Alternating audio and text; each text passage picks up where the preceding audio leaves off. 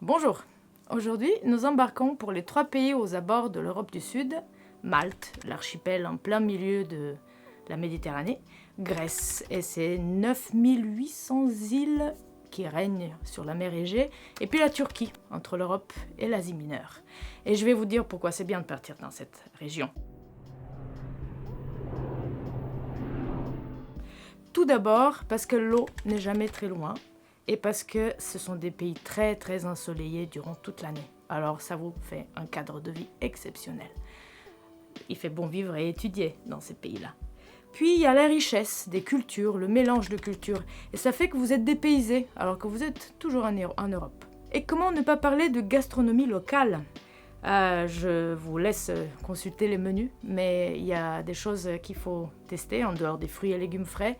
Les dolmas, les sarmas, les börek, les gyros, le imam bayıldı et un ragoût au lapin à la tomate à Malte. Et puis bien sûr, ce qu'on connaît déjà, l'acropole d'Athènes, les Pamukkale en Turquie et le Blue Lagoon de Malte. Voilà, que dire de plus ? En termes d'universités partenaires, nous comptons un partenaire à Malte, 2 en Grèce et 3 en Turquie. Parmi celles-ci, il y a l'université de Galatasaray à Istanbul ou bien celle d'Athènes. N'hésitez pas à consulter nos pages web pour plus de détails. Pour ce qui est du calendrier universitaire, eh bien, il est légèrement décalé par rapport au calendrier français. Les cours débutent plutôt dans la deuxième partie du mois de septembre, voire début octobre pour l'université de Malte. Dans tous les cas, toujours, les universités vous invitent quelques jours plus tôt pour réussir au mieux votre intégration. Les cours sont enseignés en français à l'université de Galatasaray et en anglais dans toutes les autres universités. Tout de suite, un point sur les exigences linguistiques. Il vous faut passer le TOEIC pour partir dans ces pays-là et obtenir 650 sur 990. Bien sûr, d'autres tests sont acceptés, c'est-à-dire le TOEFL 70-72 environ, 5.5 au IELTS ou bien le Cambridge B2. Pour ce qui est de vos résultats universitaires, ces universités sont plutôt flexibles. On se fait confiance dans le cadre du programme Erasmus quand il s'agit de la sélection de bons candidats. Donc vous n'avez pas des soucis à vous faire à ce niveau-là.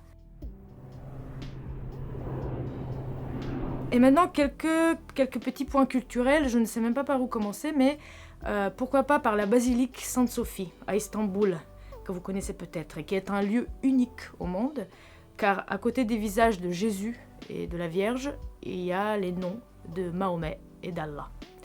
En Turquie encore, en fait très intéressant, on se lève tôt le matin pour aller cueillir les fleurs des courgettes qui sont ouvertes aux heures matinales pour les farcir de riz et d'herbes fraîches.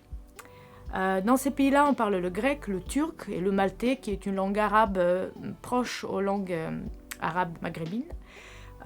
Puis on parle très facilement l'anglais et le français. Quelque chose que vous ne saviez pas, c'est Platon qui a inventé le premier réveil. Oui, il avait un réveil au IVe siècle avant Jésus-Christ. Il s'agissait d'une sorte d'horloge hydraulique qui déclenchait des flûtes toutes les heures. Et pour terminer, n'oubliez pas de laisser un pourboire en Grèce, c'est très poli.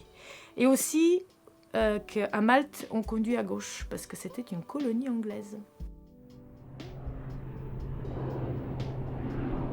Quelques détails pratiques après le pédagogique et le culturel. Dans ces 3 pays, vous êtes éligible pour les bourses de mobilité de la région Auvergne-Rhône-Alpes et celle d'Erasmus+, de la Commission européenne. Tous ceux qui sont boursiers du Crous peuvent postuler pour une autre aide, l'aide à la mobilité internationale. Pour les côtés pratiques aussi financiers, on va dire, vous aurez besoin de 400 à 600 € par mois pour vivre en Grèce ou en Turquie, pour le logement, les déplacements, la nourriture, tout autre amusement. Le logement dans ces pays-là est environ 50% moins cher qu'en France. En revanche, à Malte, le budget par mois avoisine les 1 000 €. Vous n'avez pas besoin de visa pour étudier dans ces pays-là. Il est néanmoins vivement conseillé de demander un residence permit en Malte et en Turquie durant les premiers 90 jours de votre séjour. Les personnes de contact pour Malte, c'est Robert Cherat, le coordinateur académique. Pour la faculté des langues, le coordinateur académique pour la Grèce et la Turquie, c'est Eftimi Alekou. Et pour toutes les autres questions, vous pouvez contacter la coordinatrice administrative Dorothea Obreshkova.